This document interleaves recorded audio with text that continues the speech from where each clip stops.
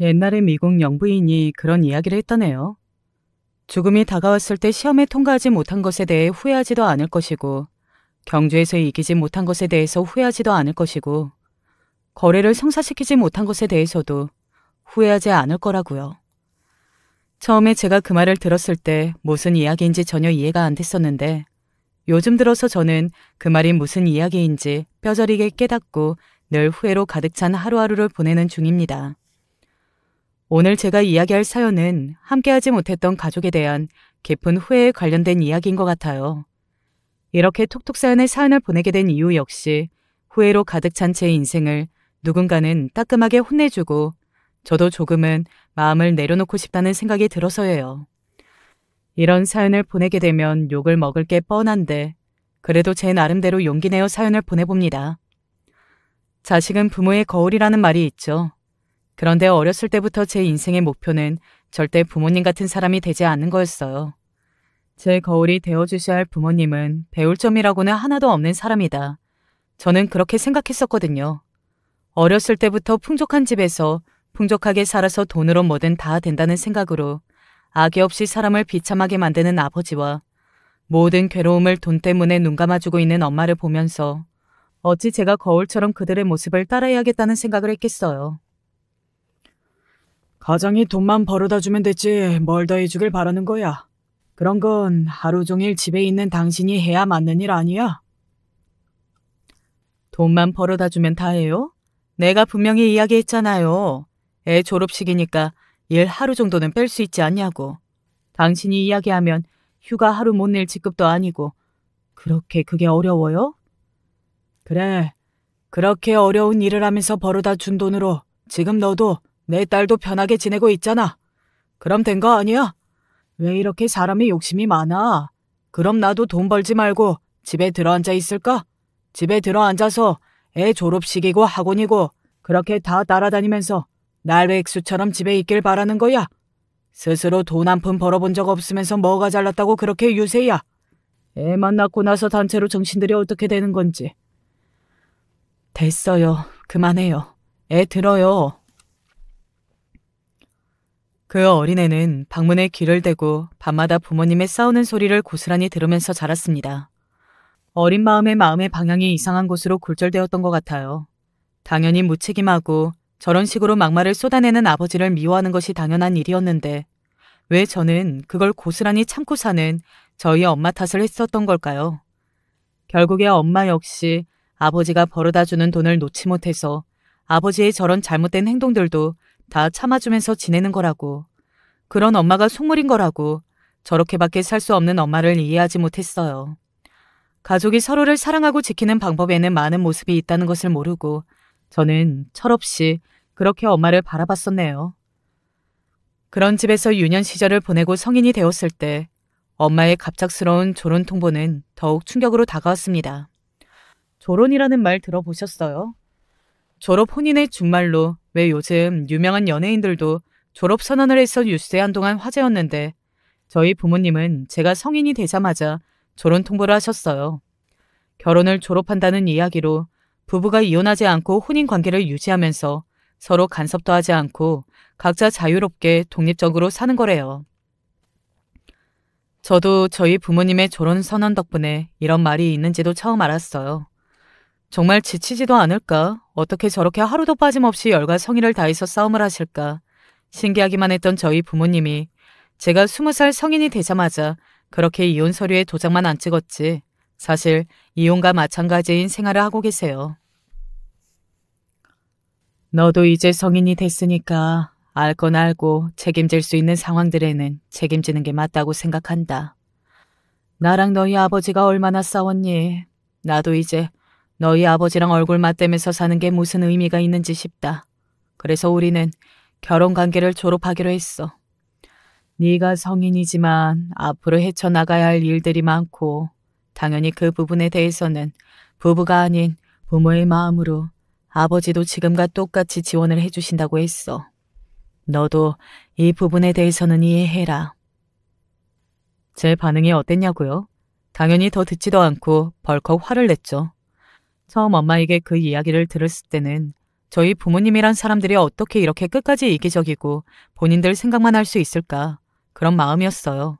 저는 자식이라는 이유로 부모님의 결정을 일방적으로 통보받고 혼란스러운 마음도 달래야 하고 혼자서 받아들여야 하는 입장이었으니까요.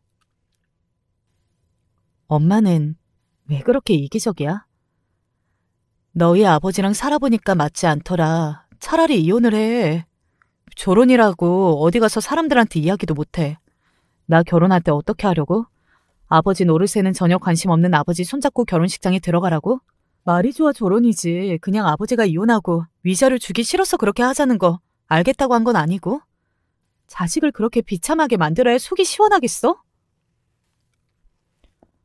그 당시에 엄마에게 어떤 속사정이 있는 줄도 모르고 저는 졸혼 선언을 하는 엄마를 붙잡고 울었다가 달랬다가 매달렸다가 혼자서 온갖 난리를 쳤었어요. 아버지랑 관계가 좋지 않긴 했지만 엄마가 그 누구보다도 저를 사랑하고 있다는 것을 알고 있었기 때문에 그때 제가 엄마한테 더 징징거렸던 것 같긴 해요. 왜 본인이 졸혼을 할 수밖에 없었는지, 왜 아버지한테 마음이 있는데도 헤어져 사는 게 두 사람한테 더 좋은 일이고 마음 편할 수밖에 없는지. 이제 막 성인이 된 저를 앉혀두고 엄마는 구구절절 설명을 하셨어요. 이야기를 들어보니까 엄마가 여태 어떻게 버텨왔나 싶더라고요. 몇 번이나 임신에 실패하고 제 위로 아이를 둘이나 떠나보내고 나서 어렵게 얻은 게 저였는데 시댁에서는 그렇게 애들 다 죽여가면서 겨우 얻은 게 딸이냐고 거들떠보지도 않았다고 하더라고요. 오히려 저희 엄마가 문제가 있어서 애가 들어서지도 못하고 그렇게 죽어나가는 거 아니냐고. 아이를 잃은 슬픔으로 따지면 엄마만큼 슬픈 사람이 누가 있겠어요. 아이를 잃은 슬픔도 죽을 것만큼 힘들었는데 누구 하나 자기 손을 잡아주지 않는 게 더 끔찍했다네요. 그때부터 저희 엄마가 우울증을 앓기 시작했대요. 전 정말 몰랐어요. 저희 엄마가 다른 사람들보다 차분하고 생각이 많은 사람이라고만 생각했지. 그렇게 마음 깊은 곳이 골마서 괴로워하고 있다는 것은 상상도 못했어요. 저한테 화 한 번 내신 적이 없고 항상 웃는 낯으로 이야기를 들어주셨으니까 우울증이라는 걸 상상이나 했겠어요. 졸혼 이야기를 하면서 엄마가 그동안 먹고 있었던 우울증 약을 한아름 들고 나와 보여주는데 그건 역시 너무 충격이었죠. 엄마의 마음을 이해하면서 동시에 찾아왔던 건 아버지에 대한 뿌리 깊은 분노였어요. 대체 아버지는 엄마의 인생을 어디까지 망쳐놓은 걸까? 엄마가 아버지랑 결혼만 안 했어도 하는 그런 외할머니에게 이야기를 들었는데 저희 엄마 아버지랑 결혼하기 전까지는 미래를 촉망받는 화가 유망주였대요. 당시에 큰 건설회사를 물려받을 예정이었던 아버지는 뒷바라지를 해줄 수 있는 아내가 아니면 결혼도 하지 말라는 집안의 으름장에 엄마에게 전업주부가 될 것을 강요했고 자유로운 영혼처럼 전세계를 돌아다니면서 그림을 그리고 행복해했던 엄마를 작은 세상 속에 그렇게 꽁꽁 가둬놓고 살았던 거죠. 첫째로 그런 아버지를 사랑한다고 지금도 이혼도 하지 못하고 지고 있는 엄마의 인생이 너무 불쌍하다는 생각. 둘째로 난 절대 저런 사람과 결혼하지 않아야지 겠다는 분노. 증오의 다짐, 그런 것들이 겹쳐서 저는 잔뜩 모나고 사람한테 곁을 못 주는 사람으로 크게 됐죠. 제가 말린다고 될 일이 아니었으니 부모님의 결혼은 예정대로 진행됐고 저희 엄마는 아버지랑 별거를 시작하고 나서부터 눈에 띄게 우울증 증상이 좋아질 정도였어요. 저렇게 싫었던 걸 여태 어떻게 참고 살았나 생각해보면 엄마를 마냥 응원하고 싶었지만 저는 당사자가 아닌 자식이잖아요. 저에게 벌어진 상황들을 100% 이해하고 받아들이기가 너무 힘들더라고요. 내가 엄마를 이해하려고 노력을 많이 해봤는데 나는 아직도 두 사람이 이혼을 안 한 게 너무 싫어. 덕분에 나는 사람들한테 부모님이 다 계시는데 이혼도 하지 않고 별거를 하며 살고 있는 사람의 자식이 되었고 아버지는 결혼이라는 핑계에 숨어서 엄마한테 위자료도 하나도 안 주고 있고 거기다 엄마는 아버지 그늘 밑에서 살아오면서 노후 대책은 제대로 세워놓긴 했어? 아니, 나를 낳았으니까 그냥 내가 노후 대책이다 하고 살고 있는 거야? 내가 나이 먹고 나서 너한테 손 벌리지 않아도 될 정도로 너도 골치 아픈 일 없을 정도로 노후 대책은 해놨으니까 그 부분은 걱정 안 해도 돼. 엄마, 너한테까지 패 끼치면서 살고 싶진 않다. 그럼 나도 더 이상 쓸데없는 걱정은 안 해도 되겠네. 두 사람만 생각한 이기적인 선택이었다는 건 마음에는 변함없고 나도 이 집에 있으면서 계속 엄마랑 아빠랑 싸웠던 기억밖에 나지 않아서 힘들어. 독립할게. 도와달라는 이야기가 아니라 그냥 나도 자식으로서 졸업을 하겠다는 이야기야. 우리 각자 마음 편하게 그렇게 좀 살자. 참 철없고 못된 딸이었죠.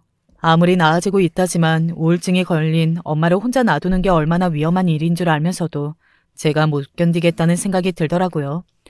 마침 학교를 졸업하고 학교 근처에 있는 회사에 합격한 상태라서 이걸 핑계 삼아 독립을 해야겠다 결심을 하고 저도 엄마에게 통보식으로 독립 소식을 알렸죠. 내심 서운해하시는 눈치였지만 별다른 이야기는 없었고 제 독립 자금은 별거 중이신 아버지가 마련해 주셨어요. 집을 알아보고 이런 일들의 문외한이라서 얼마 전 이사를 한 친구가 소개시켜준 공인중개사를 만나보기로 했죠. 말씀 많이 들었어요. 집 알아보고 계신다고요. 이쪽으로는 잘 모르신다고 하셔서 제가 몇 군데 좀 정리를 해봤는데 한번 보실래요? 사람 인연이라는 게 만날 사람은 어디서든 만나게 되어 있다고 도피성으로 독립을 결심하고 아파트를 알아보러 다니고 있던 그때 공인중개사인 남편을 만나게 될 거라고 누가 예상이나 했겠어요. 남편의 첫인상은 엄청나게 친절한 사람, 가족들을 사랑하는 사람, 배려심이 몸에 배어있는 사람이었고 어떻게 봐도 저와는 접점이 없고 다른 환경에서 살아온 것 같은 느낌이 물씬 풍기는 사람이었어요. 남편은 어머니와 함께 공인중개사 사무실을 운영하고 있었고 단순히 집을 소개시켜주는 사람이라고 하기엔 과하게 친절한 느낌이 있었어요. 집은 혼자 보러 다니시는 거예요? 각자 사정이 있으니까 가족들 이야기를 잘 안 물어보긴 하는데 궁금해서요. 어머니가 계시긴 한데 제 이사에 대해서 별로 궁금해하시지 않을 거예요. 말씀을 못 하셔서 그렇지 이것저것 궁금해하실 거예요. 이거 어머님 하나 가져다 드리세요. 제가 살게 될 집의 위치부터 평수, 특징까지 A4용지에 깔끔하게 정리해서 내밀면서 하는 이야기가 무슨 사정이 있는지는 모르겠지만 집 보는데 따라오고 싶으셨을 거다. 궁금하실 테니 이거라도 가져다 드려라 하시더라고요. 처음에는 뭐 이렇게 쓸데없이 친절한 사람이 다 있나, 영업하는 방법도 참 가지가지구나 생각했었는데 막상 남편이 준 종이를 집에 들고 가서 어색하게나마 엄마에게 보여드리자 너무 기뻐하시는 거예요. 내가 너희 아버지랑 살면서 딱 하나 고마운 게 그래도 어떤 집이 좋구나, 어떤 땅이 좋구나 하는 눈이 생긴 거거든. 그래서 이왕 집 보러 다니는 거 같이 좀 보러 다니자고 이야기하려고 했는데 네가 영 내키지 않은 눈치라서 말도 안 꺼내고 있었더니 고맙다. 그래도 엄마랑은 더 이상 아무것도 상의하기 싫고 보여주기 싫어하는 줄로만 알았는데. 엄마 입장에서는 내심 섭섭했나 봐요. 심적으로 힘드신 부분들이 있었는데 그 상황에서 냅다 독립을 하겠다고 선언을 하질 않나.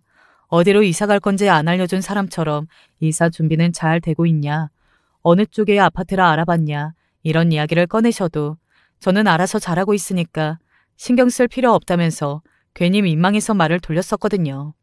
독립을 한다는 게 단순히 서로 살고 있는 곳만 분리시키자는 이야기가 아니라 앞으로 영영 얼굴 보고 살지 말라는 소리인 줄 알았다면서 눈물까지 훔치시더라고요. 욱해서 꺼낸 이야기에 엄마가 그 정도까지 상처받으실 거라고는 생각도 못해서 저도 미안한 마음에 엄마를 잘 달래드렸습니다. 아파트 계약을 마치고 공인중개사인 남편과는 다시 볼 일이 없을 거라고 생각했는데 그렇게 배려심 넘치는 사람을 보니 제가 아쉬운 마음이 들더라고요.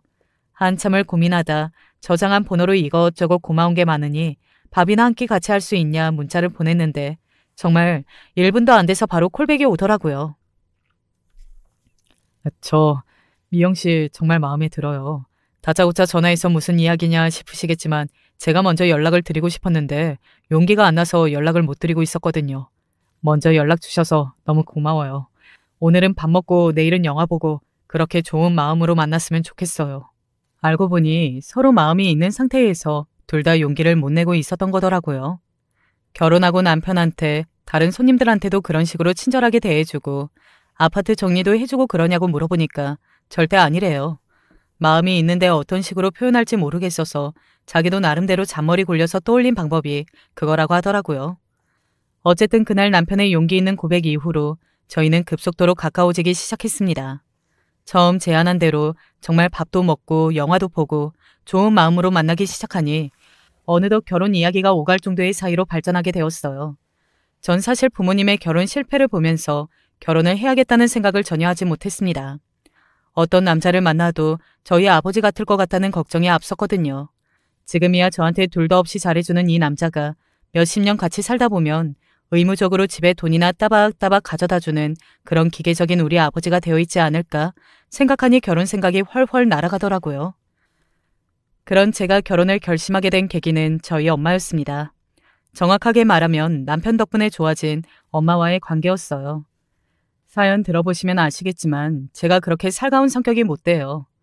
오히려 가족들이랑 같이 있으면 불편함까지 느낄 정도로 심리적인 거리감이 있었던 것 같은데 저희 남편은 절대 안 그렇거든요. 본인 어머니한테 잘하는 것도 모자라서 저희 엄마한테도 아들 못지않게 잘했어요. 철마다 저희 엄마가 좋아하는 과일을 사다가 냉장고에 채워드리고 어디 지역에 무슨 축제를 한다더라 바람이나 쐬고 오시자. 저도 마침 그 근처에 건물 보러 가야 할 일이 있다. 엄마에게 부담스럽지 않은 핑계를 대면서 저도 모르게 여기저기 많이도 다녔더라고요. 결혼할 사이이니 저희 가족에 대해서도 전부 솔직하게 이야기했어요. 나는 이래서 결혼이 하고 싶지 않다. 다 우리 아버지 같을까봐 무섭고 싫다. 지금이야 아니라고 하셨겠지만 당신도 결혼하고 나면 그렇게 돈만 가져다주고 의무적인 관계를 유지하려는 사람으로 변할까봐 애초에 깊은 관계를 맺고 싶지가 않다고 구구절절 제 사연을 이야기했죠. 그런데 그 이야기를 들은 남편 첫마디가 그거였어요. 당신도 어머님도 참 힘들었겠구나. 그리고 그 이상 아무런 이야기도 하지 않고 저를 조용히 안아줬어요. 이상하게 눈물이 막 쏟아지더라고요. 그때 남편 품에 안겨서 펑펑 울면서 저도 스스로를 다시 돌아볼 수 있었어요. 내가 사실 아무한테도 말은 못했지만 엄청 힘들었구나. 우리 엄마도 나처럼, 아니 나보다 더 이렇게 힘들었겠구나. 아마도 나도 이 사람이라면 기댈 수 있겠구나 하고요. 남편을 만나고 나서 변한 건 저뿐만이 아니었어요. 저희 엄마도 눈에 띄게 밝아지셨어요. 세상에 이렇게 자기 친정에다가 뭐 바라는 것 없이 잘하는 사람이 또 있을까 싶을 정도로 남편은 저희 엄마에게 자식이 못했던 효도를 대신하는 것 같았어요. 결혼식을 올리고 나서 남편은 하루도 빠짐없이 아침에 저희 엄마에게 전화를 걸어 무난 인사를 했죠. 둘이 통화하는 것을 옆에서 듣고 있으면 차갑게 얼어붙은 제 마음도 녹을 정도로 다정하고 보기 좋았어요. 어머님, 이번 주에 이 사람 이틀이나 출장 간다던데 저 집에 혼자 있다가 밥도 제대로 못 챙겨 먹고 할 것 같아서요. 마침 강원도에 경매 나온 매물 보러 갈 일이 있는데 오랜만에 사위랑 드라이브도 하고 대관령으로 해서 구경도 한번 하고 오실까요? 매번 그렇게 우리 엄마 모시고 다니는 거 힘들지 않아? 당신도 놀러 가는 거 아니고 일하러 가는 건데 너무 무리해서 그러지 않아도 괜찮아. 무리라니. 어머님 우울증도 많이 좋아지시고 있다며 좀 차도가 보이는 것 같을 때 가족들이 다 같이 노력해줘야 하는 거야. 그리고 내가 어머님 좋아서 그렇게 업고 다니겠어? 원래 아내가 예쁘면 처갓집 말뚝에도 절을 한다고 그런 이야기 못 들어봤어? 다 당신이 예뻐서 그러는 거야. 우리 사이에 그런 일로 무슨 부담을 갖고 그래? 결혼 초반에 저도 회사 사람들에게 그런 이야기를 진짜 많이 들었어요. 미영 씨 얼굴이 많이 밝아진 것 같다. 처음에는 말 한마디 붙이기도 어려운 그런 느낌이었는데 이젠 표정도 많이 풀어지고 사람들이랑도 잘 어울리는 것 같아서 보기 좋다고요. 그렇게 남편은 저희 가족 모두를 바꿨어요. 저도 남편 덕분에 거의 인연을 끊고 살다시피 했던 아버지와 종종 만나서 밥을 먹기도 했고 저희 엄마는 마치 다른 사람처럼 저한테 오늘은 강서방이랑 이런 것도 했다. 저런 것도 했다. 전화를 걸어 신나게 자랑하실 정도였죠. 남편이 친정에 그렇게 잘하니 저도 자연스럽게 시댁에 공을 들이게 되더라고요. 남편한테 고마운 마음을 남편한테 표현하는 건 당연하고 저도 제법 며느리 같은 행동들을 많이 했어요. 제가 광고 쪽 관련 일을 하고 있었거든요. 어머님이 하시는 공인중개사 사무실이 좀 더 잘 되면 자연스럽게 남편도 잘 되는 길이겠거니 하고 무료로 광고도 몇 번이나 해드렸어요. 이쯤 되면 그렇게 남편을 훌륭하게 키워내신 시어머니는 어떤 분이실까 궁금해하실 것도 같아서요. 저희 동네에서는 시어머니 이름을 말하면 모르는 사람이 없어요. 그만큼 마당발이고 부동산 관련 일을 오래 하시면서 재산도 어마어마하게 쌓으셨다고 하더라고요. 거기다가 남편까지 일에 동참하게 된 이후로는 더욱 승승장구셨대요. 저희 동네에서는 이 골목에서 장사하려면 시어머니 얼굴 한 번은 무조건 봐야 된다는 이야기가 있을 정도로 건물도 많이 가지고 계시고 중개 일도 활발하게 하시는 분이셨어요. 그리고 시어머니 역시 저와 저희 어머니에게 아낌없이 퍼주시는 성격이라서 더욱 감사했고요. 사돈지간끼리 친하게 지내기가 쉽지 않은데 저희 어머니가 혼자 계시는 걸 아시고 불러서 같이 쇼핑도 하시고 스파도 하시는 사이가 되셨더라고요. 엄마, 이번 주에 바빠? 슬슬 날도 풀리고 하니까 봄옷이나 좀 사러 갈까 하고. 봄옷? 됐어. 나는 저번 주에 사돈이랑 같이 백화점 가서 이미 봄맞이 쇼핑 끝내고 왔지. 이따 갈 때 거기 있는 쇼핑백 좀 챙겨가. 안 그래도 너랑 강서방 옷도 같이 사서 챙겨주려고 부른 거야. 이번 주말에도 사부인이랑 같이 꽃 구경 가기로 약속을 해놔서. 아무리 좋은 사이라지만 왜 가족끼리는 적당한 거리를 두고 지내는 게 오히려 좋다는 말도 있잖아요. 솔직히 좀 걱정되기도 하더라고요. 남편도 그렇고 시어머니도 그렇고 평일 내내 일하다가 주말에 겨우 짬내서 쉬는 바쁜 사람들이고 저희 엄마는 그냥 집에서 쉬엄쉬엄 살림만 하시는 분인데 혼자 계신다고 귀찮을 정도로 신경을 많이 쓰는 건 아닌가 걱정도 되더라고요. 이런 이야기를 하니까 남편은 오히려 펄쩍 뛰면서 손사래를 쳐요. 자기 어머님이랑 같이 부동산 보러 다닌 적 없지? 나 오히려 요즘 어머님이랑 같이 경매 보러 다니면서 내가 더 많이 배운다니까. 엄마도 그렇고 나도 그렇고 어머님 귀찮다고 생각해 본 적 전혀 없으니까 당신도 쓸데없는 걱정 그만해. 저희 아버지가 저 태어나기도 전부터 건설 일을 하셨어요.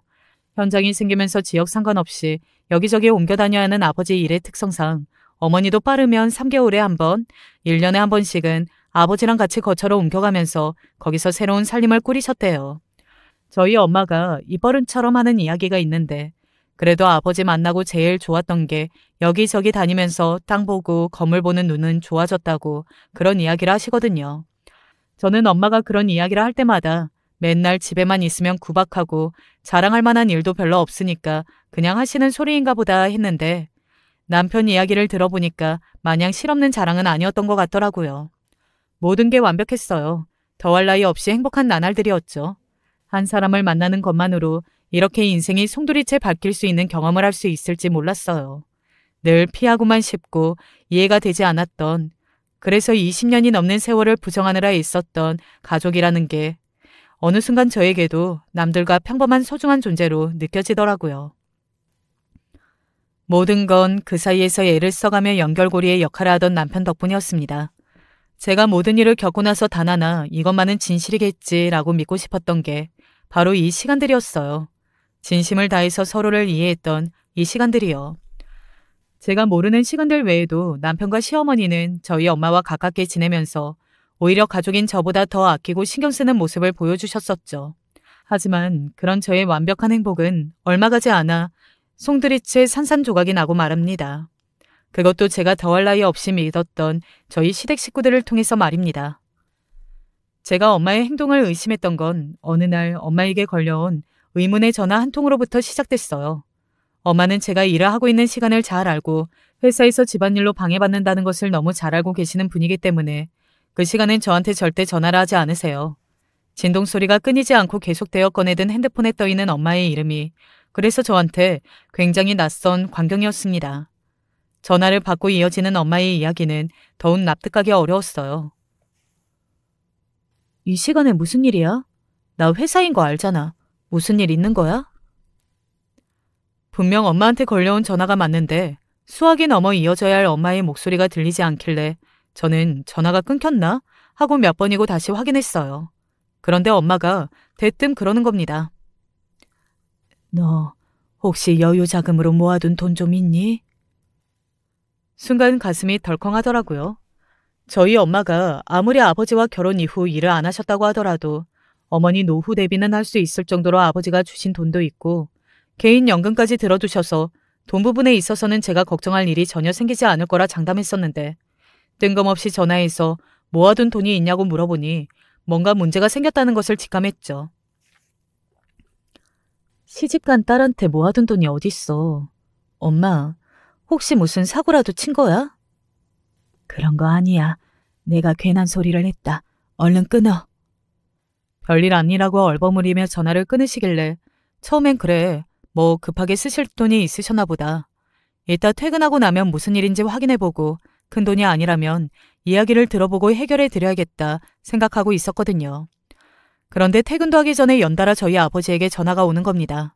저랑 저희 아버지는 집안에 큰일이 생긴 게 아니라면 절대 통화를 하지 않는 사이였기 때문에 일이 잘못되어 가고 있는 것을 확실히 느낄 수 있었죠. 너희 엄마 무슨 문제라도 생긴 거니? 갑자기 엄마는 왜요? 관심도 없으시더니 무슨 일 있어도 제가 해결해요. 방금 너희 엄마한테 전화가 왔는데 이유는 묻지 말고 뜬금없이 돈을 빌려달라고 하더라. 일을 하지도 않은 사람이 돈을 쓸 데가 어디 있다고 갑자기 그런 연락을 하겠어. 아무래도 무슨 일이 있는 것 같은데 물어봐도 대답을 안 하니까 넌 혹시라도 엄마한테 뭐 들은 건 없니? 졸언 선언을 하면서 이제 더 이상 아버지의 도움을 받지 않겠다고 선언까지 하신 엄마가 아빠한테까지 연락해 돈 이야기를 꺼냈다는 사실이 믿겨지지가 않았어요. 찝찝하긴 했지만 별일 아닐 거다 그렇게 스스로를 달래면서 퇴근하자마자 엄마를 찾아갔는데 집을 비운 상태더라고요.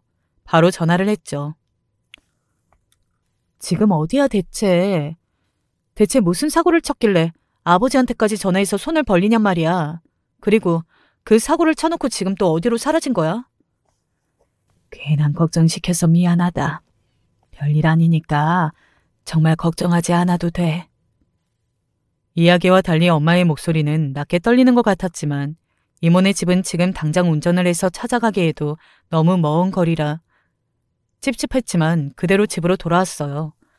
저도 걱정스러운 일로 마음이 편치 못했는데 퇴근하고 돌아온 남편의 표정도 좋지 않더라고요. 혹시나 하는 마음에 옷도 갈아입지 못한 남편을 식탁에 앉혀놓고 물었어요. 우리 엄마가 혹시 돈 빌려달라는 연락을 했었냐고요. 그러자 남편이 크게 당황하더니 우물쭈물하면서 그래요. 어머님이 말씀하신 거야?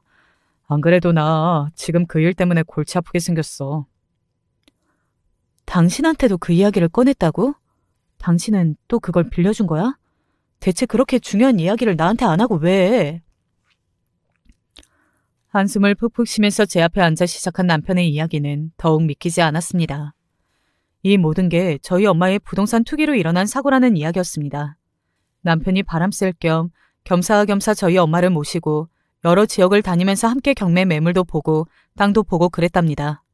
저희 엄마가 아빠 덕분에 영 보는 눈이 없는 건 아니었으니까 좋은 매물이 있으면 투자도 하고 실제로 엄마가 남편을 따라다니면서 투자한 땅 중에는 거의 2배 가까이 오른 곳도 있다고 하더라고요. 제가 엄마한테 신경을 전혀 쓰지 않고 있던 동안에 생겼던 일들에 당황스러웠죠. 투자에 성공했다며. 그런데 우리 엄마가 지금 왜 이렇게 여기저기 손을 벌리고 다니는 거냐고. 어머님이라고 손대는 족족 올라가기만 하겠어. 내가 중개인으로 껴있는 건물을 구매하시면서 여태 부동산으로 번 돈이며 노후 자금, 친척들 돈까지 다 끌어오셨나 보더라고. 재개발 무산되면서 거품 싹 빠지고 지금 투자금의 반도 못 건지시게 생긴 상황이야. 어머님 돈만 있으면 모르겠는데 다른 사람들 돈까지 끼어있는 것 같고. 사연에 상세하게 다 적을 수는 없지만 남편에게 투자금의 액수를 들어보니 엄마가 대체 어떤 생각으로 강 크게 그 큰돈을 투자랍시고 한 군데에 다 때려 박으셨는지 뒷목 잡고 쓰러질 만한 액수더라고요. 거기다가 엄마 상황에서 지금 제대로 해결도 할 수 없으니까 한 번만 도와달라고 사정사정하셔서 남편이 손실금의 일부를 빌려드렸다는 이야기까지 들었습니다. 그 이야기를 듣고 어떻겠어요? 너무 창피했죠. 평소에 부동산 투자만큼은 자신이 있다고 떵떵거리고 다니시던 엄마였으니까 무슨 생각으로 투자를 한 건지는 뻔히 알겠더라고요. 본인 노후 자금을 날려먹은 것도 모자라서 친척들 돈까지 끌어다 놓고 수습이 안 되니까 지금 제 남편이 그걸 대신 해결해주고 있는 상황이잖아요. 너무 기가 막혀서 말이 안 나오더라고요. 바로 엄마한테 전화해서 한 소리 했어요. 대체 무슨 생각이야? 엄마 결혼 생활 망친 걸로는 성이 안 차는 거야? 그 돈이 어떤 돈인데 대체 무슨 생각으로 살고 있는 거야, 엄마는? 내 남편한테 손 벌리고 혹시라도 일 잘못되면 우리 집 파탄 나는 꼴 보고 싶은 거야? 망할 거면 엄마만 망해 다른 사람들까지 괴롭히지 말고. 이제야 저도 가정 같은 가정을 꾸리고 살아가고 있는 상황에서 가족이라고 얼마 되지도 않는데 그런 사고를 치면서 제 앞길을 막는 것 같은 기분에 화가 머리 꼭대기까지 나서 엄마의 이야기는 듣지도 않고 수화기에 대고 고래고래 소리를 질렀죠. 전화기 너머의 엄마는 아무런 대답도 없었고 울고 계시는지 훌쩍거리는 소리만 들렸습니다. 남편은 저를 말리면서 전화기를 넘겨받아 이 사람이 화가 많이 나서 그런다. 걱정하지 말고 다음에 이야기하자면서 전화를 끊었죠. 저는 남편 품에 안겨서 펑펑 울었어요. 대체 왜 내 인생은 이렇게 완만하지 못하고 행복하자 싶으면 고꾸라지고 행복하자 싶으면 고꾸라질까 하고요. 난 괜찮아. 돈이야 또 벌면 되지. 어머님한테 너무 뭐라고 하지 말자. 지금 가장 속상하실 게 어머님이잖아. 진정하고 이번 주에 우리 어머님 생신 있는 거 알지? 식사 마치고 어떻게 해야 할지 다 같이 상의해보자. 우리 가족이잖아. 남편의 따뜻한 이야기를 들으면서 겨우 마음을 진정했어요. 제가 시간을 되돌릴 수 있다면 결혼을 하기 전, 독립을 하기 전 그때로 돌아가는 게 아니라 딱 그때 그 순간으로 돌아가고 싶어요. 전화기에 대고 버럭버럭 소리를 지르기 전에 엄마의 이야기를 단 한 번이라도 들어볼 걸. 말한 대로 유일한 가족인 엄마의 말을 한 번은 들어봐 줄 걸 하고요. 남편이 말한 대로 그 주 주말에는 어머님 생신으로 양가 부모님 몹시고 식사나 하자는 이야기가 진작부터 나왔었어요. 그런 상황에서 제가 시아버지 시어머니 얼굴 볼 낯이나 있었겠어요. 남편이 자기가 중간에서 잘 이야기했으니까 너무 걱정하지 말고 어쨌든 문제를 해결하려면 다 같이 머리를 맞대 봐야지 않겠냐 겨우 설득해서 예약된 식당으로 나갔죠. 엄마는 일찌감치 도착해서 고개를 푹 숙이고 손만 만지작거리고 계시더라고요. 저는 엄마 얼굴을 거들떠보지도 않고 옆에 앉았어요. 양심도 없지 정말. 끝나고 나랑 강서방이랑 이야기 좀 하고 가. 그래, 알겠다. 내가 정말 너랑 강서방 볼 면목이 없어. 미안하다. 고개를 푹 숙이고 연신 미안하다고 하는 엄마의 얼굴이 그 순간은 정말 꼴도 보기 싫었어요. 제가 행복한 인생을 살아가려고 하는데 발목을 잡는 사람들이 저는 항상 가족이라고 생각했거든요. 얼마 지나지 않아 시부모님도 자리하시고 그렇게 불편한 저녁 식사가 시작됐어요. 별다른 이야기가 없이 조용히 식사 자리가 지나가나 했는데 시어머니가 먼저 입을 여시더라고요. 사부인, 저희가 이렇게 지금 다정하게 마주 앉아서 저녁 먹고 있을 때가 아닌 것 같은데요. 엄마, 그 이야기는 식사 끝나고 나중에 하자니까요. 어머니, 마저 드세요. 전 속으로 올 것이 왔구나 하고 눈을 질끈 감았어요. 당연히 남편이 소속된 중개사 사무실이 어머님이 운영하시는 곳이니 자연스럽게 어머님한테도 이 이야기가 흘러 들어갔겠구나 생각은 했었거든요. 아니나 다를까 그동안 웃으면서 저희 엄마와 쇼핑을 가고 여행을 가고 있었던 시어머니의 얼굴은 온데간데 없고 잔뜩 화가 난 얼굴로 저희 엄마를 윽박지르시더라고요.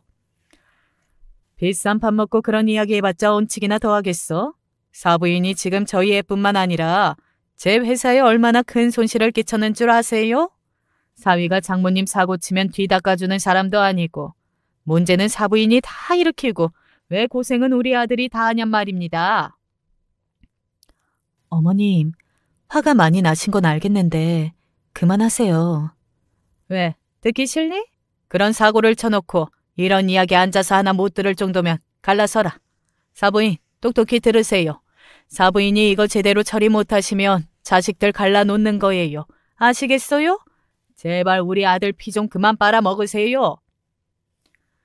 그렇게 잔뜩 화가 난 시어머니는 시아버지의 만류에도 불구하고 저희 엄마에게 막말을 쏟아내고는 가방을 챙겨 나가버리셨습니다. 남편 역시 그런 시어머니를 뒤따라 나갔고 저는 이마를 감싸지고 털썩 앉아있었죠. 엄마는 뭐가 그렇게 억울한지 고개를 숙이고 손이 하얘질 정도로 주먹을 꽉 쥐고 눈물만 뚝뚝 흘리는데 저는 그 상황에서도 제 생각만 했습니다. 엄마 덕분에 제 가정생활도 이렇게 파탄나게 생겼구나 하고 저 혼자만 억울해했어요. 됐어. 더 이야기하고 싶지도 않다. 대체 사고를 얼마나 크게 친 건지는 모르겠지만 엄마가 할 수 있는 일도 없잖아. 강서방이랑 이야기해서 알아서 처리할게. 어쨌든 수수분해 아니 엄마를 모시고 택시를 태워보내면서 제가 그런 이야기를 했어요. 남편과 상의해서 알아서 할 테니까 엄마는 이제부터라도 내 인생에 회박을 놓을 생각하지 말라고요. 택시를 타기 전에 엄마가 제 손을 꼭 붙잡고 그런 게 아니라고 정말 그런 게 아니라 다 강서방 때문이라면서 오히려 제 남편 탓을 하는 겁니다. 아직도 엄마가 정신을 못 차렸구나. 나는 또 집에 들어가서 이 일을 어떻게 수습해야 하나 아픈 머리를 부여잡고 엄마를 택시에 억지로 태워 집으로 보냈습니다. 그게 엄마의 마지막 모습일 줄도 모르고 말이에요. 여보세요? 어디라고요? 병원이요? 그날 새벽 저는 병원에서 걸려온 전화를 받고 신발도 제대로 신지 못한 채 잠옷 차림으로 차를 몰고 병원으로 다급하게 달려갔습니다. 발바닥에 뭐가 박혔는지 피가 줄줄 나서 병원 사람들이 다 저를 뜯어 말리는데 아무런 소리도 귀에 들어오지 않았어요. 응급실 앞에서 다리만 덜덜 떨면서 앉아있는데 몇 시간이 지나고 나서 나온 건 흰 천에 덮여서 창백한 얼굴로 눈을 꽉 감고 있는 저희 엄마였습니다. 그날 제가 택시를 태워보내면서 엄마가 했던 이야기에 조금 더 귀 기울였다면 이런 일이 생기지 않았을까 싶더라고요. 대체 뭘 위해서 이렇게 아득바득 엄마를 미워하면서 살아왔을까? 그 돈이 뭐라고 그냥 다시 벌면 되는 걸 가지고 내가 가족을 버렸구나 하는 후회에 미칠 것 같았어요. 집으로 돌아간 엄마는 이모와 통화를 하고 평소에 먹는 우울증과 수면제를 한꺼번에 다 털어넣으셨대요. 전화로 하는 이야기가 심상치 않았다 싶었던 이모의 빠른 신고로 병원에 옮겨졌지만 위세척 후에도 엄마는 끝끝내 눈을 뜨지 못하셨습니다. 그렇게 마련된 엄마의 빈소, 영정사진 속에 환하게 웃고 있는 얼굴을 보니까 넋이 나갈 것 같더라고요. 대체 내가 엄마한테 무슨 짓을 한 건지 싶고 미안한 마음이 밀려와서 영정도 제대로 바라보지 못할 정도였습니다. 남편은 장례 비용과 저희 엄마가 빌렸던 비용 처리를 한다고 상주 방에 왔다 갔다 하면서 이따금 큰 소리로 전화통화를 했고 저는 장례식에 찾아온 손님 맞이도 제대로 못할 정도로 지쳐서 구석에 앉아 있었어요. 그때 쿠당탕 하는 소리가 들리고 저희 아버지가 장례식장에 들어왔습니다. 아버지에 대해서 좋은 감정을 가졌던 적은 단 한순간도 없었어요. 계속해서 이야기했듯이 가장 노릇을 제대로 못하고 엄마를 외롭고 약하게 만든 건 누가 뭐래도 아버지의 탓이 가장 컸으니까요.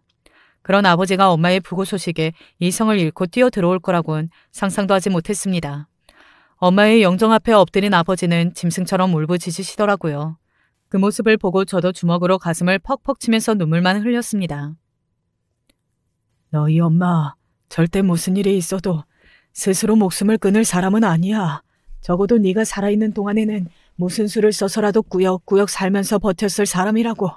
대체 누가 저 사람을 저렇게 만들었어? 다 제 탓이에요. 엄마가 저렇게 된 건 다 제 탓이라고요. 어머니에게 관심도 없을 것이라고 생각했던 아버지가 눈물을 흘리면서 제 어깨를 붙잡고 흔들며 화를 내시더라고요. 사실 틀린 말 하나 없잖아요. 전부 제 탓이었죠. 엄마의 이야기를 제대로 들어주지도 않고 그 전에 남편한테 엄마를 맡기듯이 던져놓고 제대로 돌보지 않았던 것은 순전히 제 탓이었으니까요. 아버지는 제 손목을 거칠게 붙잡고 당겨 장례식장 밖으로 나와 그동안 어떤 일들이 있었는지 꼬치꼬치 따져 물으셨습니다. 엄마를 떠나보내고 정신이 없는 상태였지만 아버지가 묻는 말에 그동안 있었던 일들을 솔직하게 털어놓았어요. 아버지가 떠나고 나서 엄마가 얼마나 힘들어했었는지, 남편과 부동산 투자를 한다면서 전국에 있는 경매 매물을 보러 돌아다닌 이야기, 그리고 식당에서 시어머니에게 모욕을 당했던 이야기, 그때 제가 아무런 반박도 하지 못했던 이야기까지요. 아버지는 우느라고 제대로 말도 못하는 제 이야기를 끝까지 들으시더니 제 뺨을 세게 내려치셨어요. 네가 나한테 왜 방금 맞은 줄 알겠어? 너라도 너희 엄마를 믿었어야지. 아무리 네가 미워하고 싫어한다지만 너희 엄마 잘 생각해봐라. 너희 엄마가 그렇게 허투루 아무데나 투자하고 자기 노후 자금까지 날려먹을 정도로 그렇게 생각 없는 사람이야?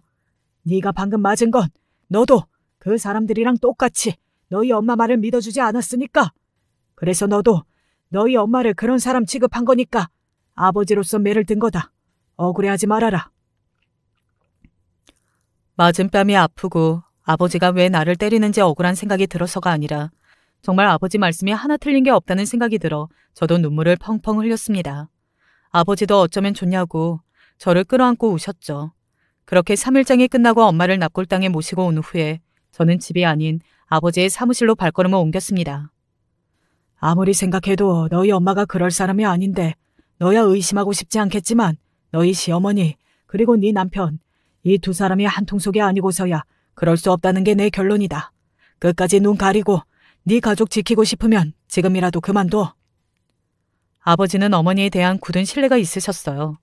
절대 저희 엄마는 혼자서 그런 어리석은 선택을 할 사람이 아니라면서 사람을 통해 알아보시겠다고 저한테도 누가 진정한 가족인지 잘 생각하고 결정하라는 말씀을 하시더라고요. 많이 늦긴 했지만 저 역시 엄마한테 지은 죄를 갚아야겠다는 생각뿐이어서 아버지가 무슨 일을 하시든지 돕겠다는 말씀을 드렸습니다. 저희 아버지가 건설 쪽 일을 하시면서 전국에 있는 현장이라는 현장은 다 돌고 또 일하면서 어쩔 수 없는 이유들로 조직 폭력배들과 함께 일을 해야 하는 상황이 종종 있다고 하시더라고요. 집안에 전혀 관심이라고는 없다고 생각했던 아버지는 어머니에게 투자를 종용한 범인이 저희 시댁일 거라고 거의 확신하시면서 증거를 잡기 위해 어머니가 투자했던 부지들을 전부 돌아다니면서 땅 주인을 만나고 근처 조직 폭력배들한테 물어가면서 증거를 잡기 위해 혈안이 되어 있으셨습니다. 아버지의 예감은 곧 현실로 들어맞았습니다. 저희가 돌아다닌 지 일주일도 안 되어서 남편과 가까웠던 사이인 공인중개사 동료 한 명이 아버지의 회유에 내부 고발을 했거든요.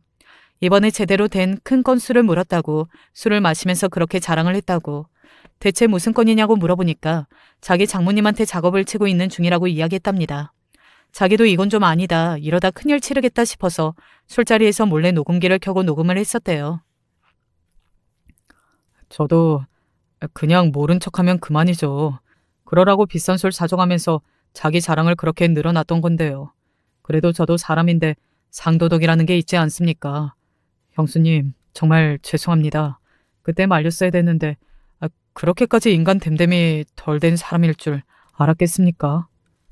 남편의 동료가 준 녹음 파일에서 흘러나온 목소리는 분명 저희 남편의 목소리가 맞았습니다. 그러나 신나서 사기칠 궁리라고 있는 남편의 이야기를 듣고 저는 분노에 가득 찼습니다. 내가 이 건만 잘 되면 건물 하나 새로 올려서 그쪽으로 다들 스카우트 해준다니까. 절대 안 걸려.